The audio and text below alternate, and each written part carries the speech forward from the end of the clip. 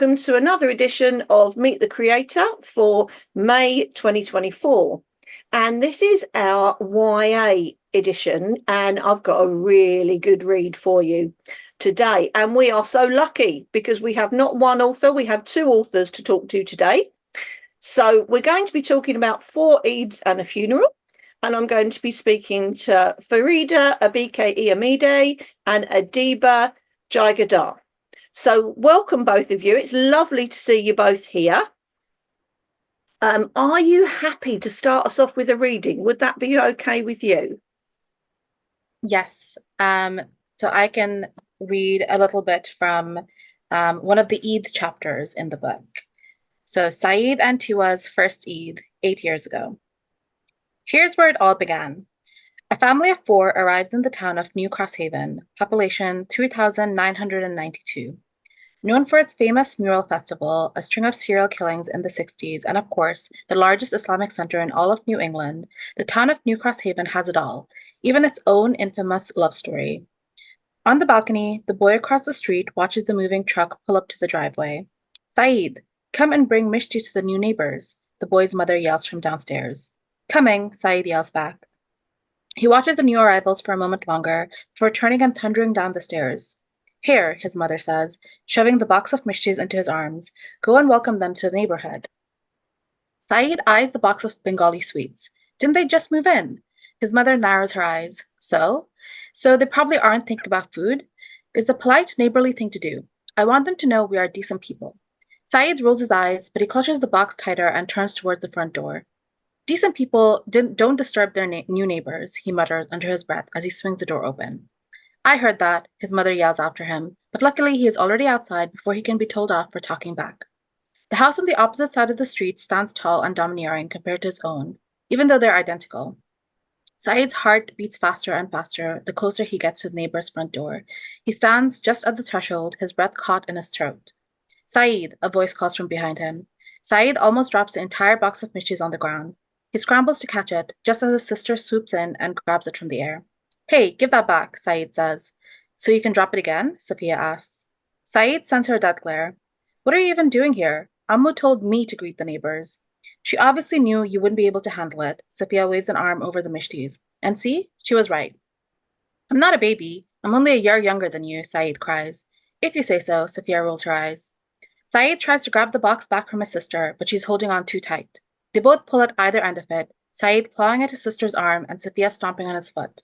Just then, the door swings open, but Saeed and Sophia are a bit too preoccupied to notice. Hello? A timid voice calls out. Saeed and Sophia freeze for a moment. They turn towards the sound, still holding on to either end of the box of mishtis.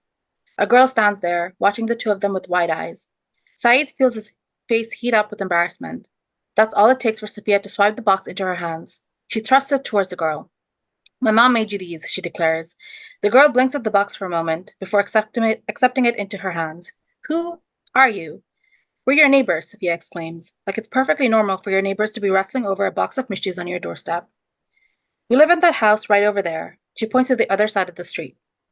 The girl's lips form into an O, but she looks at Saeed, not Sophia. Were you the boy who was watching us move in? Saeed's face burns even more with embarrassment, more than he ever thought was possible. Before he can defend himself, Sophia steps in. Yeah, my brother can be really creepy sometimes, she says. Saeed elbows Sophia in the stomach, but the girl just laughs. My name is Tiwa Olatunji, she says, holding her hand out like they are in a business meeting. Sophia and Saeed both scramble to grab her hand, making for a very strange and clammy 3-way handshake. Tiwa looks very uncomfortable the entire time. Once that's out of the way, Saeed finally gets a chance to get a word in. My name is Saeed Hussein. My friends call me S-Man. And this is my annoying sister, Sophia. Nobody calls you that, Sophia scoffs. Well, you're not my friend, so you wouldn't know, Saeed says. I'll just call you Saeed, Tiwa says slowly, right as a voice calls her from inside the house. Tiwa looks back for a moment and says, I have to go. Thank you for this. Mishtis, Saeed finishes. They're Bengali sweets. Right, thank you, she says, then awkwardly pauses before adding, I'll see you around? Saeed nods. We'll be right across the street. Tiwa gives them both a bright smile before pulling the door closed. She was nice, Sophia says, already turning around and on her way home, not caring if Saeed is following or not. But Saeed waits for a moment longer, staring at the wooden door in front of him, so much like his own, but with a gold-painted number that says 1411. She was nice, Said thinks to himself. Excellent. That's a great reading. That sets us up perfectly for the start of the story. What I love about that particular scene is the interaction between the siblings as well. So it sets you up for that straight away, doesn't it? Because that it's that typical sibling relationship, that love-hate sibling relationship, let's face it. So I understand you were friends before writing this together, but what was the process like? Did you each write a chapter or did you write together? Yeah, so we like to start from the beginning, I guess. We met online on Twitter when I was, I think, in university, first year of university. I'm from London, but I went to university in Scotland, and Adiba and I met online because I was complaining about the drinking culture in Scotland.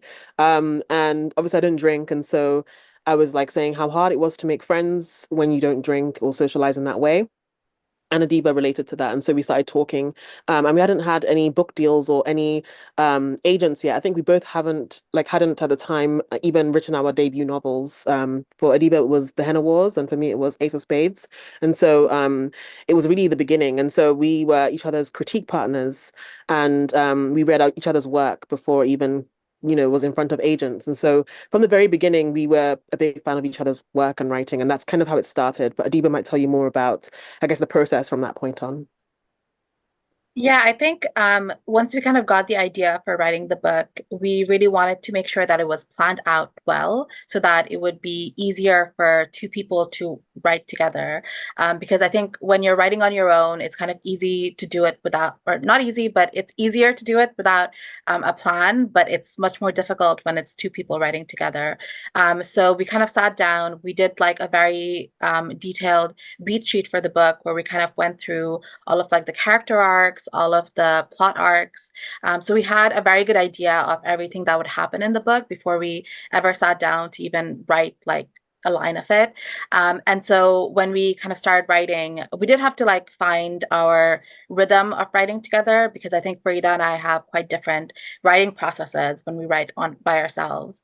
But we often kind of got on Zoom calls and we would write together, or we would do writing sprints where one person was writing on working on this book and one person was maybe working on something else and would come together and kind of give each other feedback or edit together. So it was very much a collaborative process where we worked together. And even though we did, like, we wrote like an individual character. So I kind of wrote the Saeed chapters and Farida wrote the Tiwa chapters. We still collaborated a lot on even our own individual chapters. So, how did writing together affect your individual writing styles? Do you think you changed your writing styles at all through writing together? And what do you think you benefited from it? I think for me, I overthink a lot of my sentences. And first drafts aren't meant to be perfect, but I'm always striving, no matter how many things I learn from the previous experience of writing a book, I always want to make the first draft perfect, even though they never are. It's even worse when you read like a really amazing published novel and you kind of think to yourself, oh, my first draft looks nothing like that. But then I have to remind myself constantly that this book had to have gone through so many iterations of existing. But Adiba is very good at writing a first draft and just making it a first draft. I think that I had to really learn how to not overthink it and just let the draft exist because you can't edit a blank page, and editing is really where, books come together. And so yeah, I had to really learn about that. But generally I don't really feel like our writing styles change. I think that they complement each other, because we have very similar humor. And I also think that we are very familiar with each other's voices because I'm a big fan of Adiba's books, and I've been reading her books for a while. And so I kind of understood that our voices would actually work well together, I think. And do Yeah, you and I think think so, Adiba? Yeah. yeah, I definitely I agree with everything that Frida said. And I think for me personally, I do plot my books generally, but I'm a lot like looser with plotting than Frida generally is with her books. I know she has like 30-page outlines and stuff for her individual books. But for me, I usually do like a beat sheet for my books, but then when I'm writing, I often don't even look at my plans. I just kind of do whatever I feel like. So I think with this book, I felt like Frida was very good about kind of keeping us on track about those things and just like following the beat sheet. Um, And I think like that worked really well because it was a really well plotted book. And so it was good that we kept to that mostly. Excellent.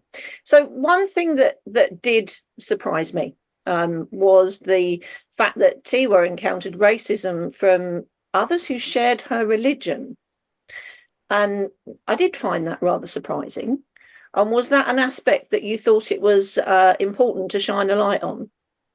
Yeah, I think me and Adiba, we often talk about the struggles we experience, we face and experience, because we come from very different backgrounds, despite being Muslim. I think something a lot of people assume is that when you're all like the same religion, there's something that, that's one thing that's going to bring you all together at the end of the day. I wish it would, but unfortunately, there's so many things that impact that. And so growing up, I remember not understanding why people were always so weird to me. In my local community, I used to go to mosque and we get a lot of stares because my local mosque was very Pakistani, and there wasn't a lot of like Nigerian Muslims attending the prayer sessions. And it got to the point where my grandma and I just stopped going because it felt uncomfortable. You didn't really feel welcome there. And it's something that is like, unfortunately, a big part of life. There's a lot of anti-blackness everywhere, and it's something a lot of people don't realize. You expect that once you're all in the same community, it's not something that should ever really impact it, and it shouldn't. But unfortunately, people come with their own biases, no matter their background. And I wanted to shine a light on that because I think that I even speak to other Black Muslims who experience the exact same things. People that aren't Black and are Muslim are very, exclusion, like they exclude them from a lot of things. And I also wanted to just represent a Black Muslim in general because I'm sure you've probably seen in the media, we don't really get represented. I remember when I was younger, again, when I would tell people I'm Muslim, they would be so surprised. They were like, I didn't know Black people could be Muslims. And even Nigeria is mostly Muslim. It's 50% Muslim. And so, yeah, I wanted to basically show people that Black Muslims are here and this is our experience. Well, what I thought for me, that just with that aspect as well, the book, if you take it just at face value, it's very light-hearted, it's a love story, it's beautiful. But what I loved was the fact that you did weave in these very strong, important other themes, but without losing the lightness of the book. And I can't compliment you enough for that. I think your writing styles did complement each other perfectly, and that comes across really strongly. The book has also got strong themes, of course, of coming of age and being your own person, despite perceived parental pressure, because not always the case. Was that something that you'd encountered in your own life, or is it something you wanted to get across, particularly to young people? Because kids that are reading this book, they're going to be coming to the age where they're starting to think about who they are. Yeah, I think that these are experiences that kids in general face all the time, and definitely kids of color face that a lot. And I think that when we were writing this book, we were thinking about wanting to reflect authentic experiences that maybe we had had or we know people have had them.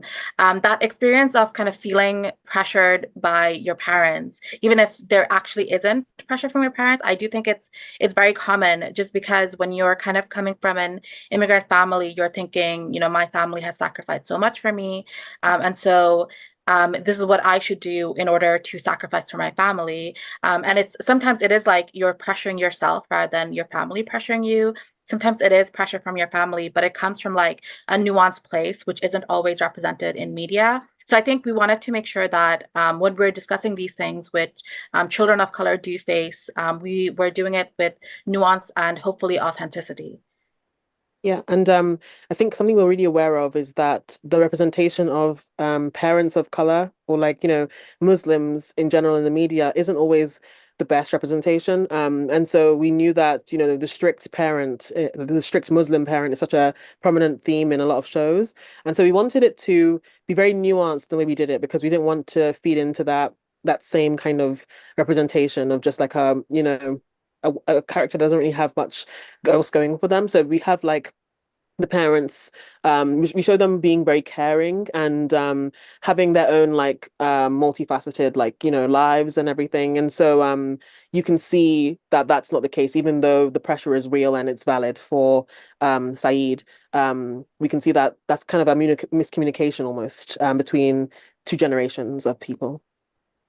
Definitely. And as a parent, I'd like to say thank you, because it was a very positive depiction of parents and the way parents think and feel, and I certainly identified with it. I thought, well, yeah, I also identified slightly with some of the things that they said, perhaps without thinking, and it caused me to think about it and think, oh yeah, I probably said something like that, you know, because we're all human and we do these things. But yes, it was nice to see such a positive representation of parental caring, and not necessarily pushing, which I thought was great. The other thing I've got to say that stood out in your book, you know what? It made me really hungry, because I tell you, the food descriptions, wow, the food that's detailed in your book just sounds absolutely amazing.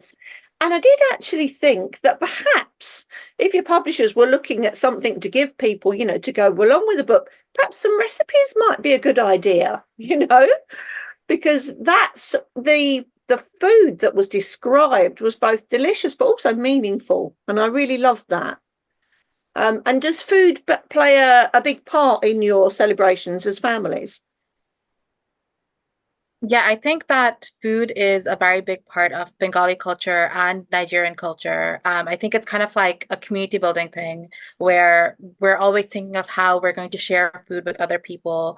Like for Eid, one of the big things is we just like have a feast, you know, and it's not just a feast for your family, it's a feast for really everyone. So in Bengali culture, usually for Eid, we go to different people's houses and then people will come to our house, and it will all be based around food and what we're feeding them and what they're feeding us. So food definitely, like, I feel like when you're Bengali, you're always just thinking about food, and it really plays into how you build community, how you build relationships with other people. Yeah, I agree. I think that food is such a big part of the story because of the fact that the story is about community. And yeah, even in Nigerian culture, I was saying the other day that we always like swap Tupperware. And so there's some Tupperware in my house that's probably been there for 20 years and it's just been going back and forth between like families. And you have to always send something back in the Tupperware. So we're always constantly getting something back and then repeating that forever. And it's like, I wonder who's going to have the Tupperware in the end. It feels like, you know, someone has to die first, probably. Yeah, I don't think Tupperware ever dies. You see, it doesn't ever die. It doesn't ever die, and that it is making me smile because it's very like my own family. I come from a big family. I've got three sisters and a brother, and we over cater. Let's put it that way. You know, you could have two people coming in, and yet the table would be full of goodness only knows what type of food. So I'm very used to the Tupperware containers going back and forth, definitely, because we do send people home with it. I've got to say, I really enjoyed the book. I did really enjoy it, and it's great for. I think it's a great summer read because, you know, on the surface it's very light-hearted, but it's also great that there are so many strong themes in there as well, on the other side of life, if you like, you know, important themes that are important to people. So thank you so much for making the time to come and talk to us today. We will be watching very carefully what you do next. So, you know, now you've done one, perhaps another one, you never know. But thoroughly thank you so much for writing the book, and we look forward to seeing what comes next. Thank you. Thank you so much.